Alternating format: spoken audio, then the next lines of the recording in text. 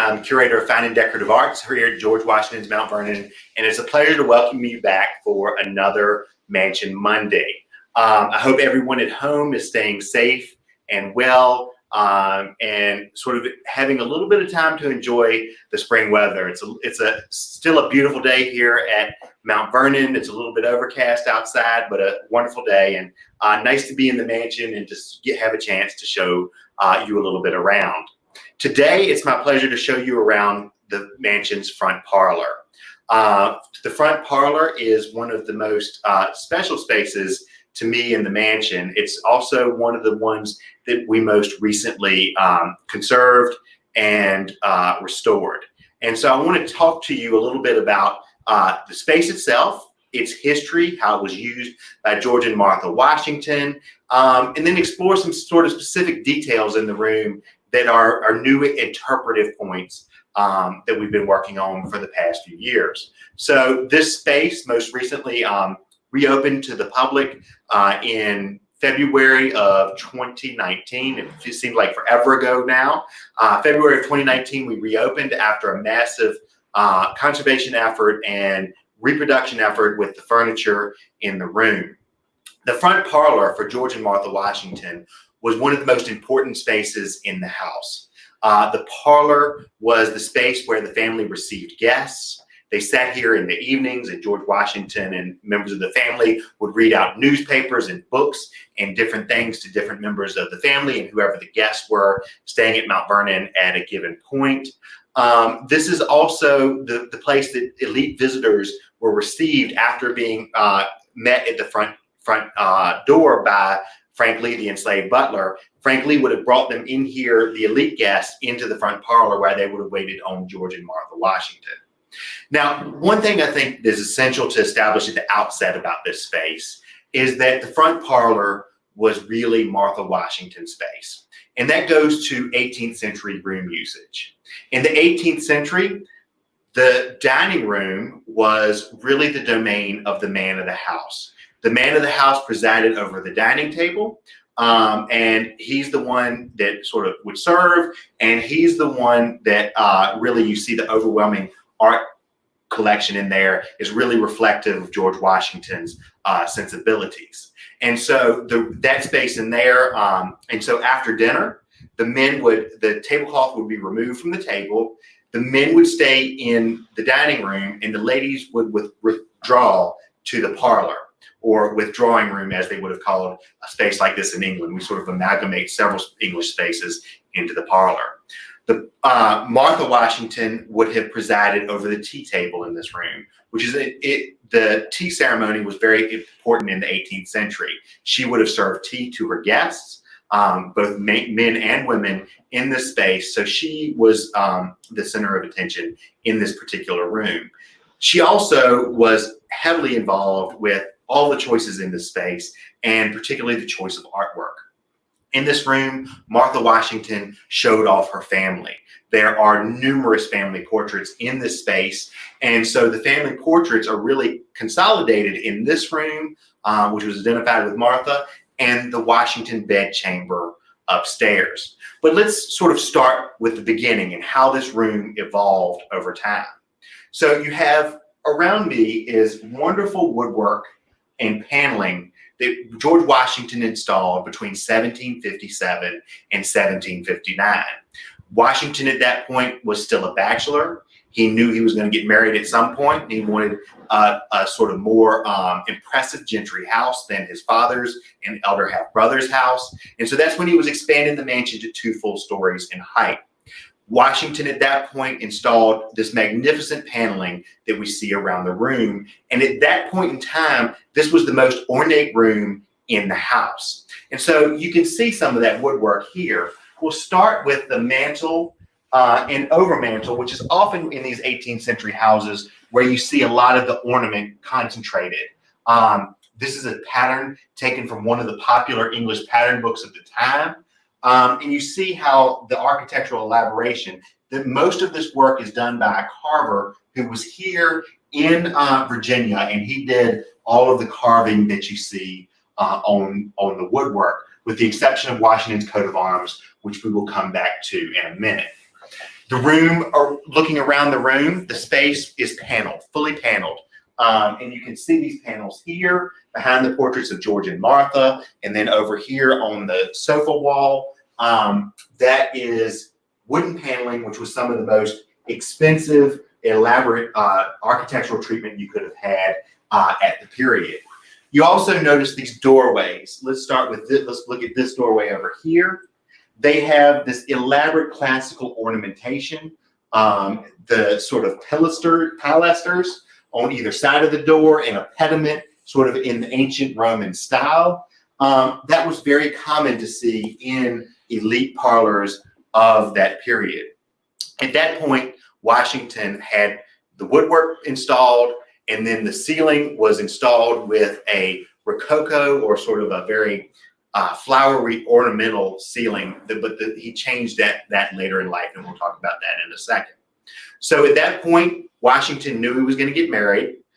He didn't know to whom, but he also, let's come back one more time to the mantle and overmantel. He also wanted to show off his education and his learnedness and his gentlemanly pursuits and habits. So Washington purchased from England, wrote to England for the coat of arms that you see up in the very top here. The details of the carving are very different. They're much better, much more finely detailed than the rest of what you see. That's a coat of arms that was granted to George Washington's great-great-great-great-grandfather, Lawrence Washington, in the late 1590s. And Washington used that coat of arms throughout his life as a sign that Washington was a member of sort of an elite, gentlemanly gentry stature. He also, at that point, purchased the Overmantel painting that you see here, which is a really interesting object. Washington wrote to his London agent, a man named Richard Washington, and ordered this painting. He said he wanted a neat landscape painting or landscape painting, and this was sent back to him. It's a landscape painting that's sort of roughly after a Claude Lorraine painting of the 17th century. Really showing off Washington's knowledge of art and knowledge of the world. And this is the original painting that has been here since 1759. He gave the exact dimensions of that. So that's that early period. In 1759, George marries Martha. Martha comes back here to Mount Vernon. And there's some early indications that Martha changed out some of the decor in this room. I think there's a change in the set of chairs. She began in the 1760s working on those wonderful needlework shell cushions that are so well known. The shell cushions end up being used in the little parlor. But early on in life, Martha intended those shell cushions to be used in here on a set of chairs with wooden backs and slip seats. And they would have gone, the wonderful shell motifs would have gone with the ornamentation that you see here around the mantle. We have wonderful shells that you see here. So Martha was echoing that and would have installed those shell cushions in this room, or not the shell cushions, but on slip seats, had she completed that project earlier. So that's the early days. Martha also, at that point, brings back family portraits, brings to Mount Vernon family portraits. And we'll take a look first at the portrait of Martha. This is a portrait, this is a replica, a reproduction of a portrait that's owned by Washington and Lee University. And this is the first portrait painted of Martha. It was painted in 1757 when Martha was still, Martha Dandridge Custis. She was married to Daniel Park Custis, and it was painted by an English artist who come to America by the name of John Wollaston. Wollaston painted this portrait. Martha probably never owned the dress, almost certainly never owned the dress that she's wearing, as the same dress appears in a number of portraits by Wollaston. But it shows Martha is an elite gentry lady. Now, Martha, this is painted in 1757. By the time the artist Wollaston is finished with this portrait, he also painted a companion portrait of Daniel Park Custis and a portrait of their two children. By the time he completed these portraits, Daniel had passed away. And so Martha brought these portraits with her to Mount Vernon when she moved here. Let's look across the way at this other painting of Martha's two kids, Jackie and Patsy, painted as very much a young man and a young woman of the gentry class, very much in adult clothing. This is also a replica. This one was done in the late 19th century of the original that is owned by Washington and Lee University. So these two pieces came to Mount Vernon very early on in 1759, and they represented the family, and that you really wanted to be able to show off your family in this particular space. It wasn't until many years later that George Washington himself was painted. So Martha comes here and brings these paintings, but she also brings from her father-in-law's collection a set of prints of 12 months of the year done in flowers, showing her knowledge of horticulture. And it's likely that they were put on display in this particular space. There was a companion set of fruits for the 12 months of the year, and they were on the other room in the dining room across the way. So that's Martha's early years here at Mount Vernon. The next major occurrence to happen with this room is George Washington. It was painted in 1772 by Charles Willson Peale.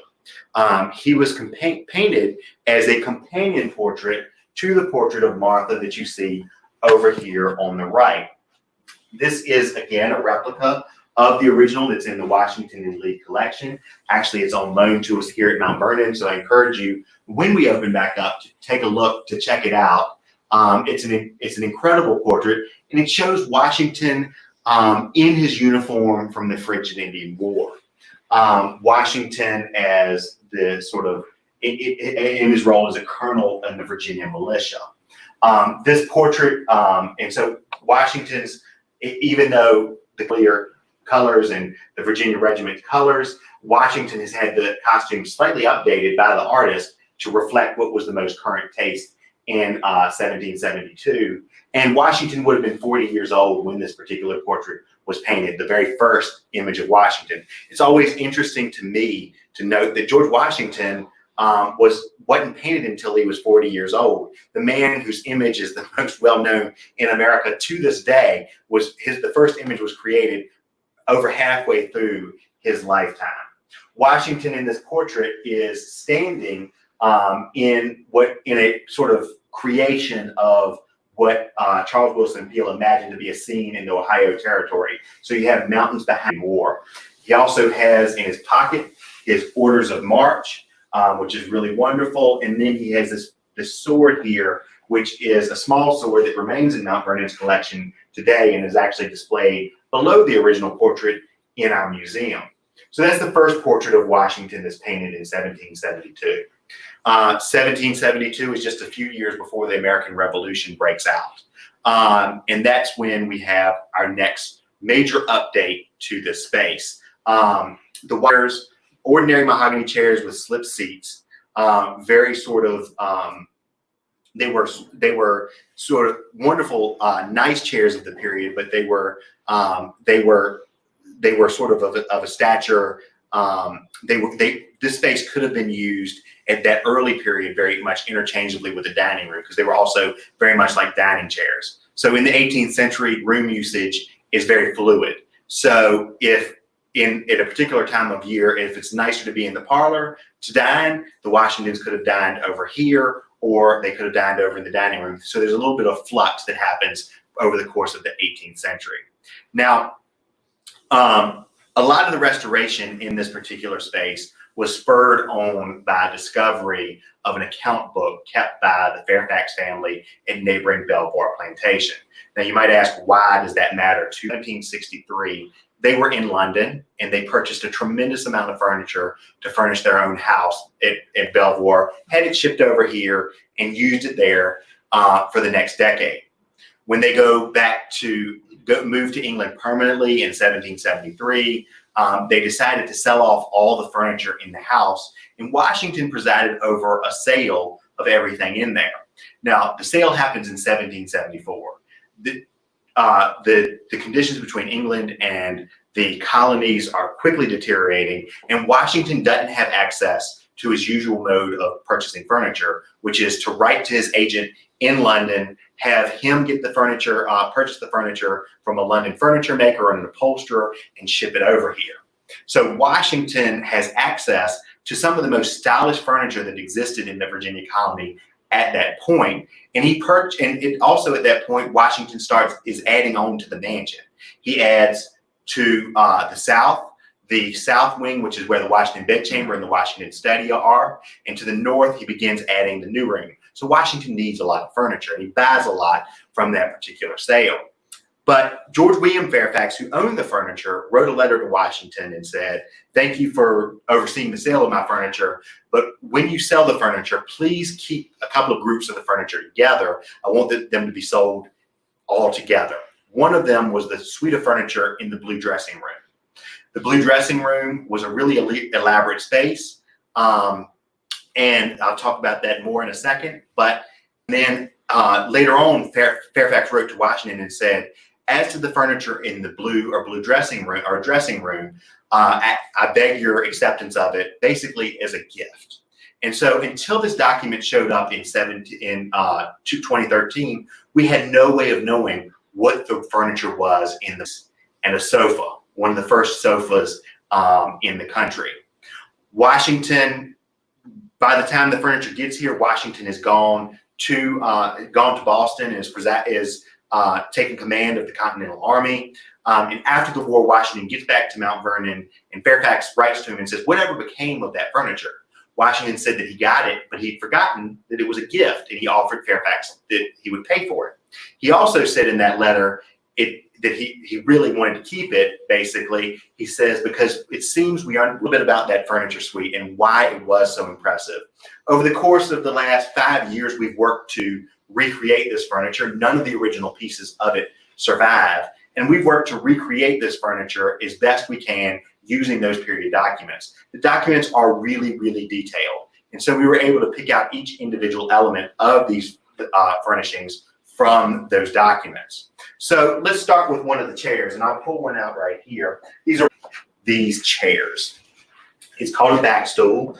Back stools were in England fairly widely used in both bedchambers and in formal parlors, but they would have been really radically different to Americans at the time, and only the wealthiest Americans would have owned such a chair.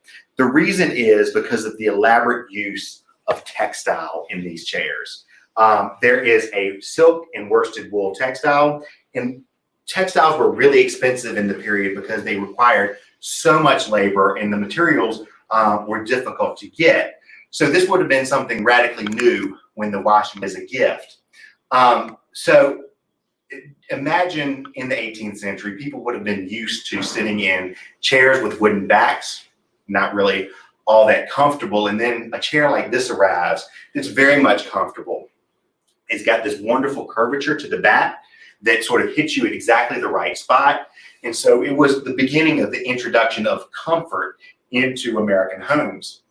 It also made this room far more formal than it had been before. So whereas you could have used this space earlier for dining, when you have these elaborate, expensive chairs, you're not really going to use those for dining. Now, they're back stools, they're chairs upholstered on the back of the seat. The only other places you would have seen those in 18th century colonial Virginia are really in the governor's palace, the most elite house in Virginia, and in the houses of the most elite, basically planters down on the James River, down in that neck of Virginia. So these chairs were particularly nice and particularly well made. So in order to recreate these particular chairs, we worked with a craftsman in Williamsburg by the name of Leroy Graves, who was an expert in upholstery, and he recreated these chairs for us. But we used a model that we found in England that was very much based on was survived with all of its original upholstery. And the one we found was at Hardwick Hall, which is in Derbyshire, England. And it had all of the original upholstery, so we were able to see exactly how these chairs looked. The documentation was really specific. It said that it was a mahogany Marlborough leg stuffed back chair. So that's another word for back stool. So Marlborough legs are these sort of fluted legs that you see here, which was very common in the period to use this type of legs. Mahogany Marlborough legs, stuffed back chairs, stuffed in the best French manner. And what French manner meant was you have this wonderful boxy edge to the chair that gives it a very defined look. The other is to just build up the cushioning. Stuffed in the best French manner, wilted or welted, and this is welting that you see here. It's a cord that's covered in the fabric, and it makes the edges wear a little bit better than an ordinary seam would. Cushioned, so you have this wonderful cushion built up here with 2 rows of brass nails, and these are what they call brass nails. They didn't call them brass tacks in the period. So we took very careful measurements of these chairs and brought them, and Leroy took these measurements and used them to recreate the chairs and to stuff them in the appropriate manner. Now, you might also notice about these chairs that the color is absolutely stunning. This color is called Saxon Blue. And we know from the account book that the original chairs were in this Saxon Blue color. Saxon Blue was new at the time, and it was a color that was a combination of indigo, which is grown in the colonies in places like South Carolina, and sulfuric acid. And it gives you this bright turquoise color that was very new and very fashionable at the period. When the Fairfaxes first had the furniture installed at their own home at Belvoir, there was a matching blue Vernon wallpaper, which is exactly the same color that would have been on the walls. And that helped us figure out how to get exactly the right tone of this color. We worked with a woman named Kate Smith at Eaton Hill Weavers in Vermont, and she used the 18th century dye techniques to figure out exactly the right color combination. And then the pattern is something that's also particularly interesting. You have this wonderful Damus pattern, and Damus is a pattern of fabric that's reversible. There's the same pattern on either side, but it alternates. So where you have shiny here with the silk, on the other side, the shiny is in the flowers. And so it was very fashionable and an expensive textile. The original of this textile was found on a back stool, a chair just like this, at Dumfries House in Scotland, in Dumfries, Scotland. And what's wonderful about this fabric is that it covers, the pattern is such that it covers the entire seat and the entire back, pretty much the entire seat and the entire back. And so it opens up there, and you've got one flower here and one flower here. But in the 18th century, the looms were only so wide, and you can see right here that they had to piece it out. They were about, so that you only can do that particular width. So you pieced out the rest of it. On the back of these chairs is also interesting, because these chairs for most of the day would have been up against the wall. And because they were up against the wall, you didn't want to use the most expensive fabric. So in the Fairfax account, it says that there was a tammy on the back, which is a simple wool fabric that's dyed the same color. So it has the appropriate look, but it wouldn't have had the pattern on the back. There were 8 of these chairs used around the room. And when the Washingtons received these chairs and the sofa, and we'll talk about the sofa in another second, when they received these chairs, or they came over to Mount Vernon, these chairs would have been, again, very elaborate and very comfortable, and really a new sort of thing. Let's move over to the sofa. Now, it was really surprising in the account book to see that the Fairfaxes owned a sofa.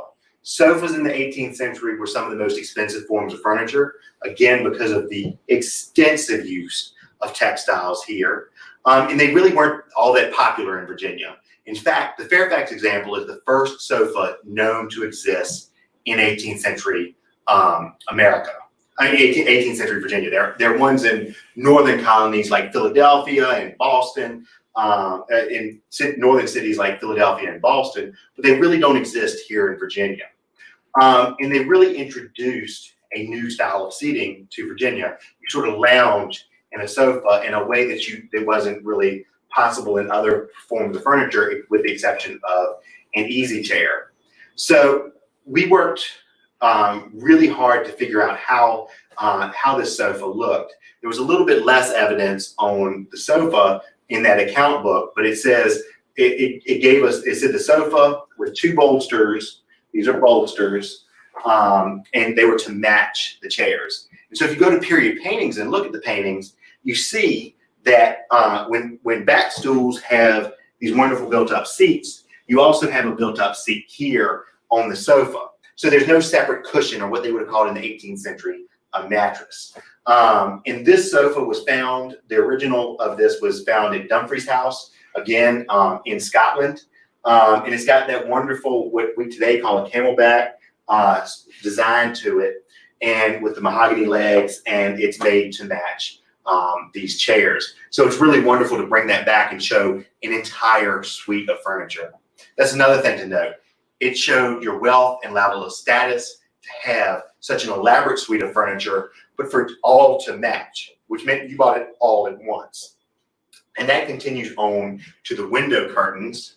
The window curtains were made by the very talented Natalie Larson of Historic Textile Reproduction in Williamsburg, Virginia. We have a tremendous amount of evidence for how we figured out how these curtains appeared, but these are drapery curtains. They pull up on either side, and there are tassels back in the back. There's a line, and that's what holds it up, and you can sort of drape the curtains down. And we found physical evidence that there were these double drapery pins because we were able to find the original holes. So not only was the furniture in the fabric, but the curtains were in the same fabric as well, which is really interesting.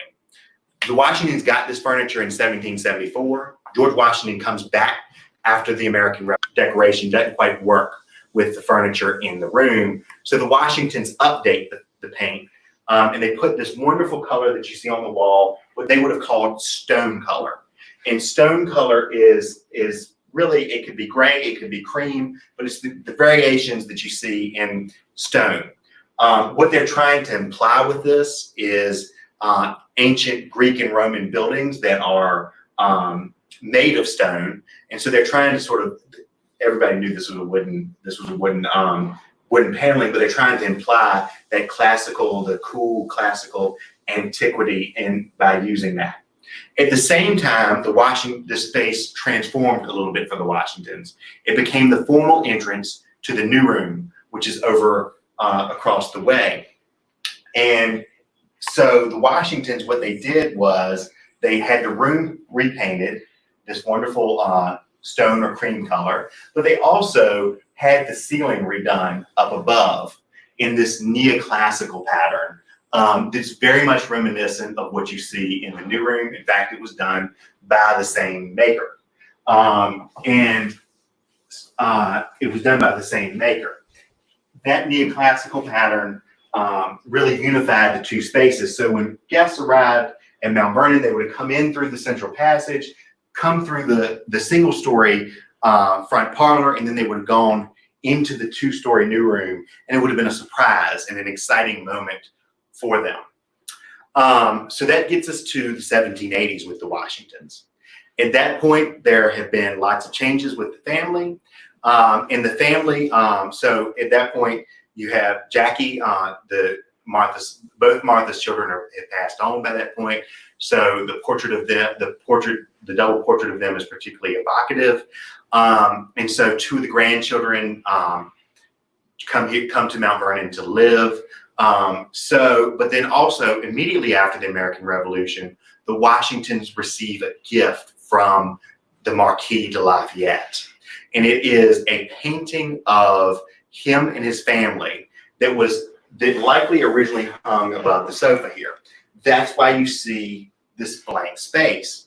The Marquis de Lafayette sent this portrait, and we have wonderful documentation of it.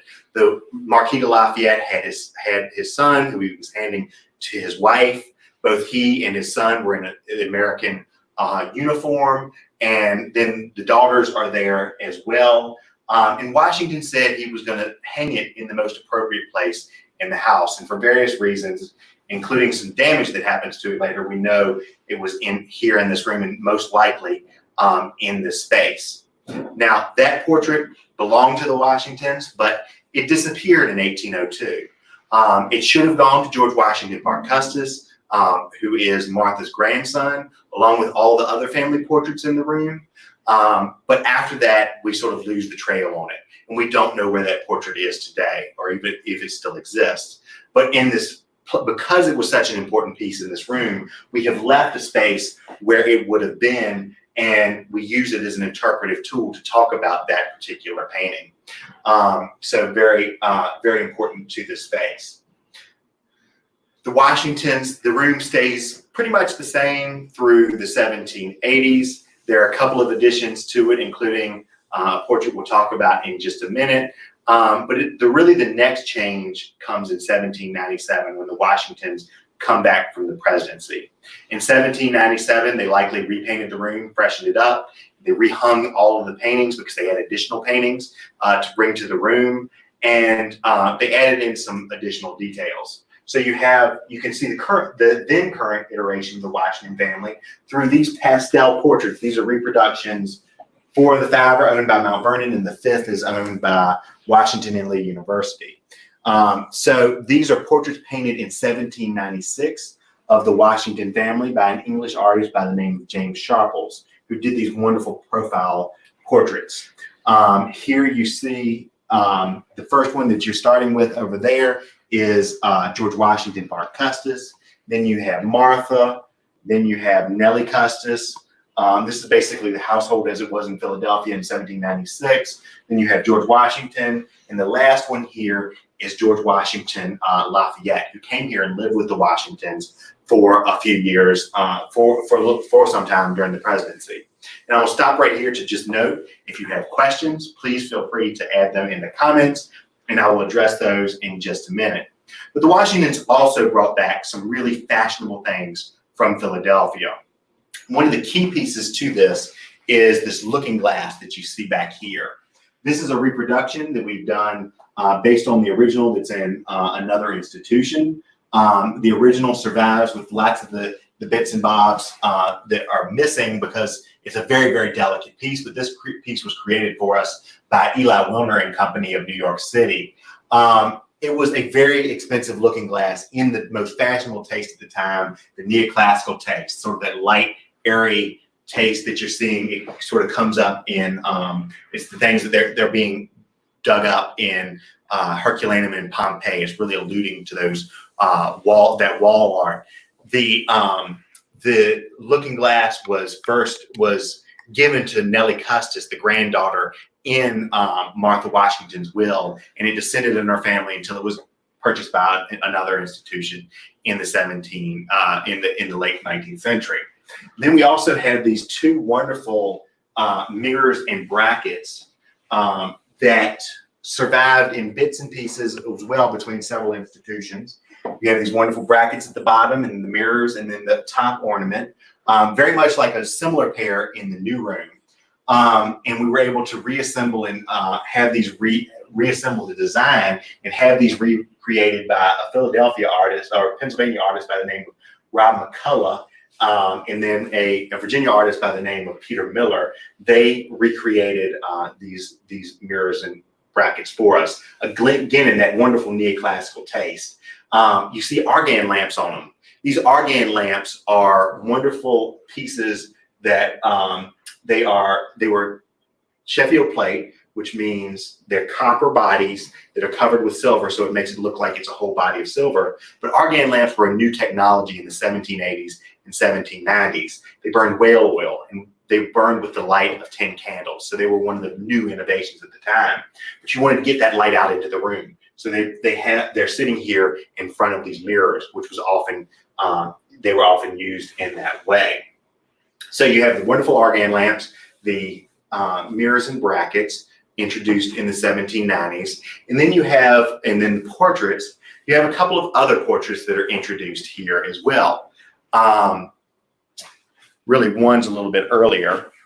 The portrait at the top is Fanny Bassett, who is Martha Washington's niece. This was painted by the artist as a gift to Martha Washington. and she retained her old frame until the very end. And then below her is a man named Thomas Law. And this portrait's by Gilbert Stewart. Thomas Law married Martha's granddaughter Eliza, and this Gilbert Stewart portrait hung here in the front parlor.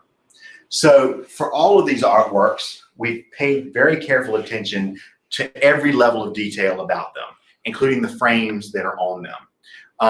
In 1796 and 1797, Washington decided he wanted to freshen up this space. And he got new frames for a number of the portraits in the room. So George and Martha have 1790s frames rather than 1750s and 1770s frames. Same of the two children. So we paid careful attention to that detail and worked with Peter Miller in Berryville, Virginia, to have him reproduce that.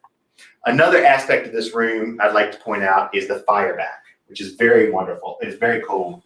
The fireback is cast iron, and it has Washington's crest, which is the griffin, and then below it is Washington's cipher, the GW for his initials. The original of this was created at the Bat Stove Furnace in New Jersey in the 1780s, and Washington updated the space at that point when he repainted and integrated the whole room together.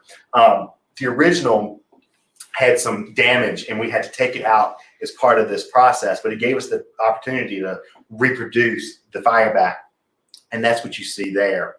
And one last aspect to point out about the room is the carpet. The Washingtons had the most expensive carpet in the house in this particular space, and Washington wrote back to his secretary, Tobias Lear, in Philadelphia. He was on the way down to Mount Vernon at the end of the presidency, giving very specific measurements for a carpet. This is a Wilton carpet. It's a woven carpet that was made in Wilton, England. And Washington wrote in this particular account that he wanted the principal flowers, the principal design to be blue, so as to accord with the furniture in the room. So that's how he got this very expensive carpet back here to Mount Vernon. Below the looking glass is a Pembroke table, which would have been sort of the height of fashion in the 1790s in this neoclassical taste. It opens up, and that's where Martha would have presided over the tea table. This is a piece with a Washington history, but the one we think was originally in this room is actually down on display in the museum. So that would have been pulled out into the room by the enslaved house servants, set up in the middle of the room, and all these chairs could have been pulled around for use with the tea table. All this elaborate fabric, very, very expensive. And so typically in the 18th century, and this is the case here, there were slip covers on this furniture.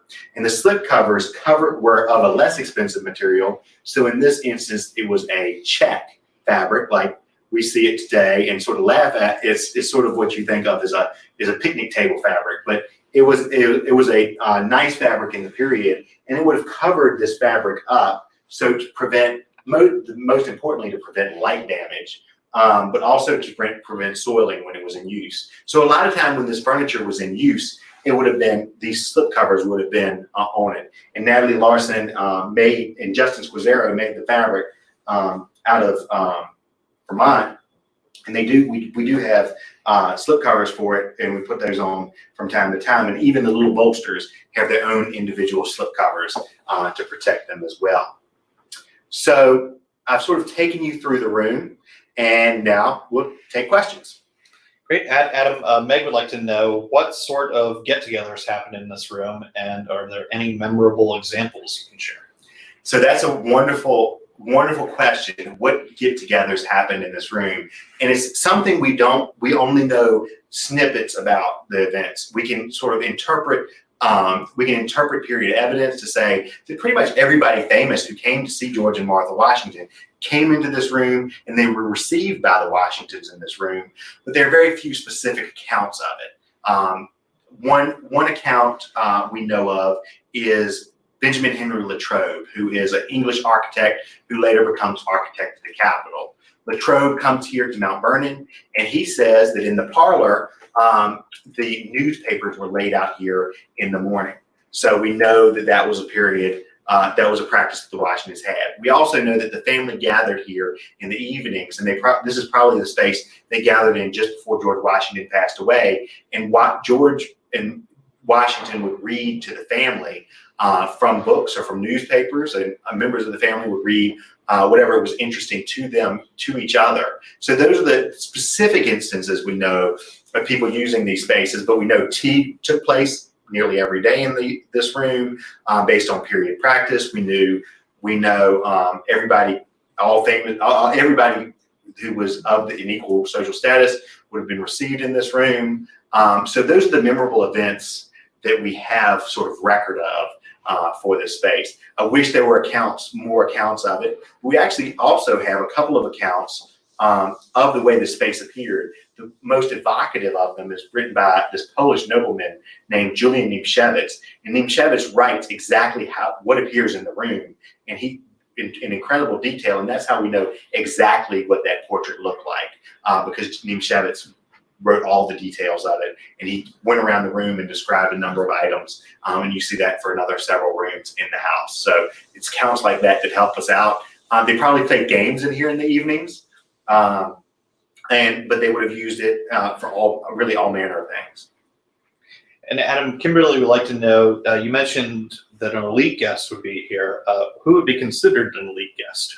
So an elite guest would have been someone sort of the gentry class in Virginia, and sort of a white individual who would have come here to Mount Vernon, and they would have been received in the space.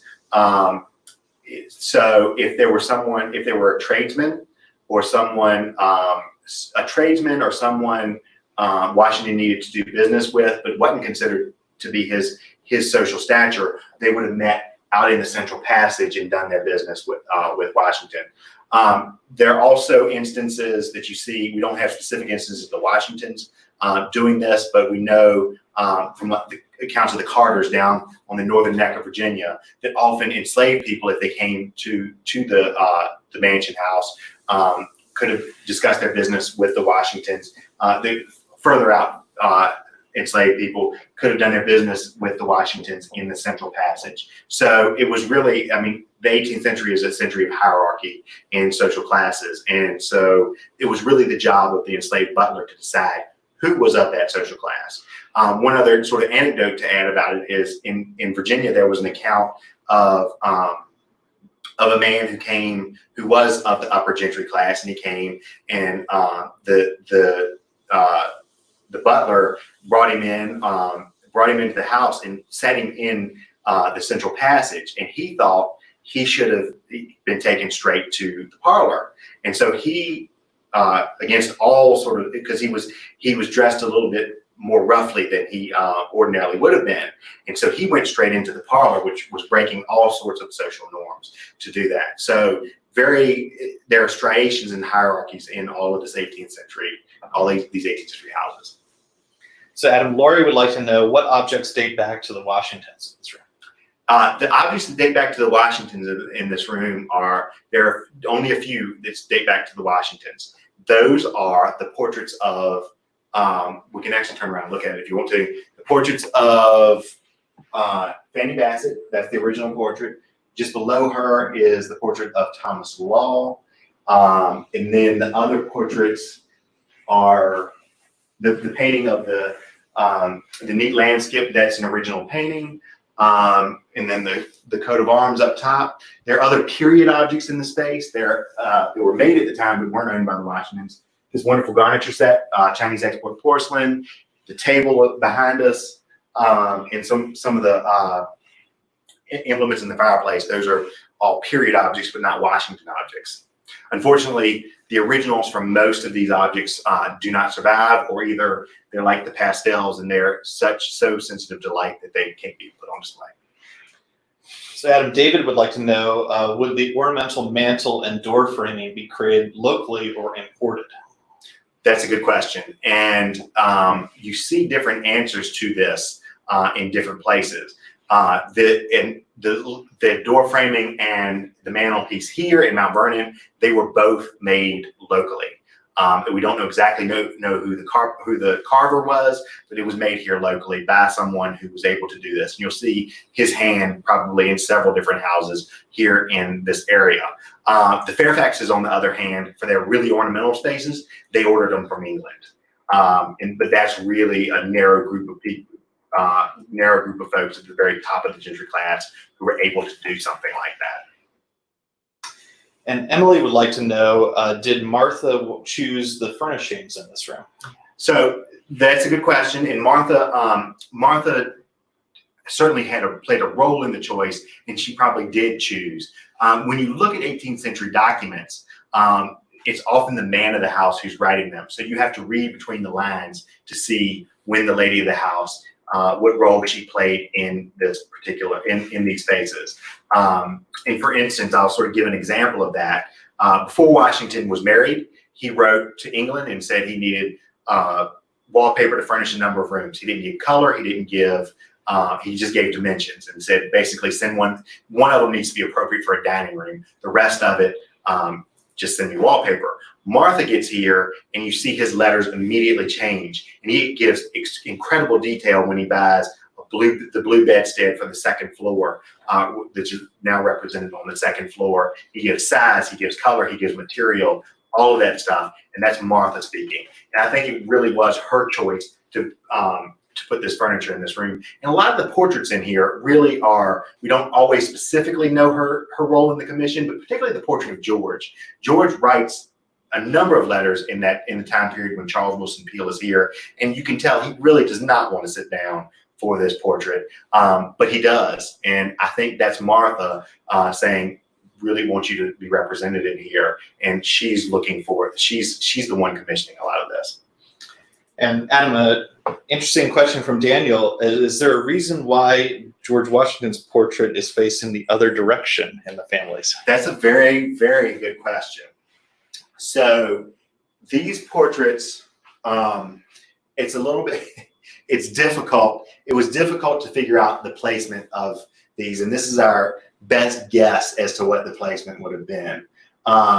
So you can place, that's just the way it was done in the initial period. Some of the Washingtons, they're not reproductions, there are other portraits done by Sharple that show Washington facing the other way, but the one that was here faced this way. And really, it was the choice of the artist.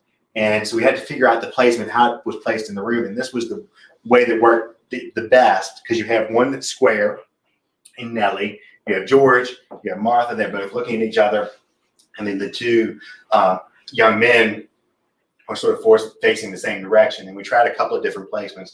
We moved George down here, and it looks like he's sort of the teacher at school, or you moved him down here and everybody was sort of turning their back to him. But you did see these things. The man and the wife were spaced evenly and looking at each other. So that's probably the reason that George was painted that way and Martha was painted that way, so that they could look at each other. And Adam, Emily would like to know, is there any plans to recreate the Lafayette painting? That's an interesting question, and one we did not approach in this particular project. The thing about this room is there's so much original documentation about this room that we even know the pieces, exactly what the pieces were that were missing.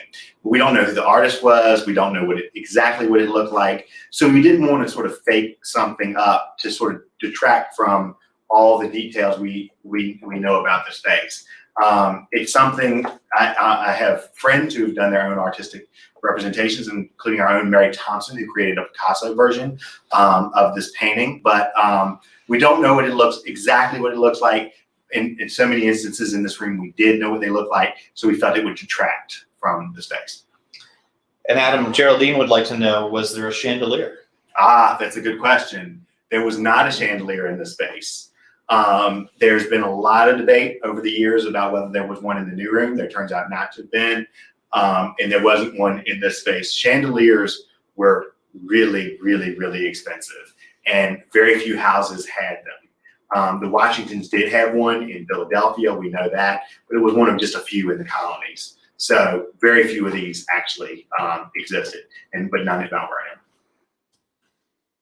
Adam, Sarah would like to know, did Washington ever have any debt for the furniture? Any debt for the furniture? So in broad terms, Washington in the early days had debt for a lot of his furniture, because basically what he did is he wrote to London. He sent his crops to London, and they sort of brought what they brought on the market there, and his agent there purchased what Washington needed, whether Washington had the funds to cover that or not. So Washington built up a debt with Robert Carey and Company over the years that he eventually paid off in the 1770s. For this furniture, for the Fairfax furniture, he seems to have paid it off pretty quickly. I think the payment probably doesn't arrive to George William Fairfax until after the American Revolution, and he spent total on the furniture £169, which at that point was a lot of money. And Adam, Robbie would like to know, why would the suite of blue furniture have been used as a dressing room in Belvoir? That's a good question, and I sort of went right over that. And the reason for that is dressing rooms were really elaborate spaces in elaborate gentry and aristocratic houses, and they come from an English tradition of there being a dressing room and a bedchamber. And if you've watched something like the current Versailles series, you see when the king or this also worked for aristocrats, when he got up early in the morning, people who were sort of elites would have waited on him and come and watched him get dressed, which seems very odd to us today. Then the aristocrat would have come out into a dressing room, or elite gentry person would have come out into a dressing room, and other people would have met the person in that dressing room, and they would have sat in all these chairs. And while the toilette was being applied, like the wig and all that stuff, the aristocrat or very elite gentry person would have done business with those people. So that is a deeply ingrained system that comes out of France, ends up in England, and then barely comes over here to America. You really only see the royal governor and elite people like that doing that. There's an aristocratic connection with the Fairfaxes. There is a Baron, Lord Fairfax, who George William Fairfax is encouraging to come live with him, and that's why they had such an elaborate dressing room. So it's not like Michelle Obama's glam room or whatever it was. It's a little bit different. It is an entertaining space. It was the most entertaining space, most elite entertaining space at Belvoir. So Adam, Meredith has very good eyes and has noticed that both you and I are not wearing shoes during our presentation. Why is that? That's a good question. So we try to protect the floors in this space, and also the carpeting. The carpeting is very, very expensive, and so we don't want to trap dirt on it, and we don't want to wear it away unnecessarily. So we put as soft a surface on it as possible, and that is just our socks. And Cynthia would like to know what's the bird atop of the coat of arms, and what's the significance or symbolism to the bird to the family?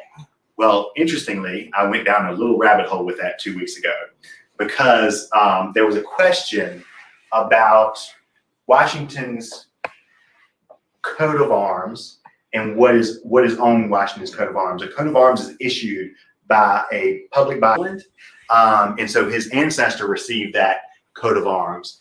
Washington always thought that his coat of arms had the crest, which is the very top element from the little crown or the coronet up. He thought his crest was a green, and that's, for some reason, he thought that. We're not exactly sure why he thought that. The original issue used as his crest, including on his book plate. And so a member of the College of Arms writes to Washington in 1791 and gives Washington a drawing taken from the original issuance and says, here, gives it to Washington, and Washington writes back to him and he said, I've also seen the raven used, and the griffin used, and I've used the griffin. So you see that appear everywhere on Washington's material goods. It's on that coat of arms there. It's down here. It would have been on Washington's carriage. It would have been on his silver, and as well as on the enslaved people who worked in the mansion, the men would have worn livery in the colors of the coat of arms, which were red and silver, or that's expressed. Or would they have all bought brand new things? So Martha comes here to Mount Vernon in 1759, and she brings with her a tremendous amount of goods that were in the Custis estate. And so a certain percentage of that estate is held in trust for her two children. So a number of objects came here to Mount Vernon. So those 12 prints that would have been in this room initially, they came from that estate. There are beds, there are lots of textiles that came from the Custis estate. And Doug talked about, in the very first of these Mansion Mondays, he talked about the lockbox, which is the 17th century lockbox that belonged. We don't really know where the Daniel Parke Custis portrait was, basically between Martha moving here and Jackie Custis coming of age. The portrait still survives today. It's owned by Washington and Lee University. I've always presumed that it stayed down on one of the Custis estates, probably a White House plantation, until Jackie came of age. But it's really open to debate. We don't really know. Could it have come to Mount Vernon and been in the attic? It's certainly not on the list of things that, well, none of the portraits are on the things that are brought here. So we don't exactly know, but my presumption is it stayed in New Kent County. And Adam, probably time for about 3 more questions, but Charles would like to know, how comfortable are these chairs and sofas? Were they made to be comfortable or made to be really comfortable for a period chair, and I think maybe even comfortable to sit in today. The sofa, not so much comfortable today, but there are other sofas that existed in the 18th century that had a lot more cushioning, and they would have been a bit more comfortable than this one is. But they were built for sturdy and stability. People would buy a sofa and they'd have it for 40, 50, 60 years and use it, and they were very careful with it because it was such an expensive investment. So built for both stability and for comfort.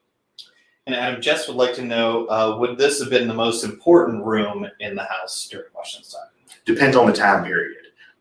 So in the early days, yes, it was the most sort of elaborate and well ornamented room for a time period. Then in the 1770s, Washington redoes the dining room, and that becomes the most elaborate space in the house. And then when the new room is added, it really becomes the new room. And from the really when he's finishing up in the 1780s, the new room is the most elaborate space in the house and remains so today. And Adam, a final one from Christopher. What does Washington mean to you personally? It takes a lot of passion to do what you do. Well, for me, that's a good question. Washington to me sort of means a lot personally. I study and look at a lot of what George Washington wrote, what George Washington's decision-making process. I mean, he's the founder of this country, and he went through a tremendous amount of hardship to get us to be a country. But I look to Washington for lessons. And one of the lessons I sort of most like to take from Washington is his leadership style. And the way he did it has always been very impressive to me. And he was one of the smartest people in the room doing this. Washington asked all of his advisors to give their opinions to him, usually in writing. And then Washington would sort of deliberate over those. He had the smartest men in the room around him. Washington didn't always know what the choice was to make in every instance, but he knew how to work with people to make the right decision. And he used those. He sort of would amalgamate two sometimes, and he would put those decisions together and figure out what the best path forward was for the country. And to me, that's really a really important lesson that everyone should take in how you go through your daily life, whether it's a small decision or a large decision. And I think learning those lessons from George Washington has been really important to me over the course of my career here at Mount Vernon. Well, thank you so much for joining us here today. It's wonderful to be here at Mount Vernon and to show you around. It's good to be around one day a week. I also wanted to note to you that Mount Vernon is shut down to the public at this very moment. And because of that shutdown, we're not taking in the same amount of revenue that we otherwise would be. So I implore you to sort of think, is there an opportunity for you to purchase something on our website or to make a small donation to Mount Vernon to really help us get through this time and to support programming like this, which we hope to get more of this out to you in the future. But we thank you all for joining us. We thank you for your interest in Mount Vernon and your love of Mount Vernon, and we look forward to joining you for future programming. Hope you have a wonderful week.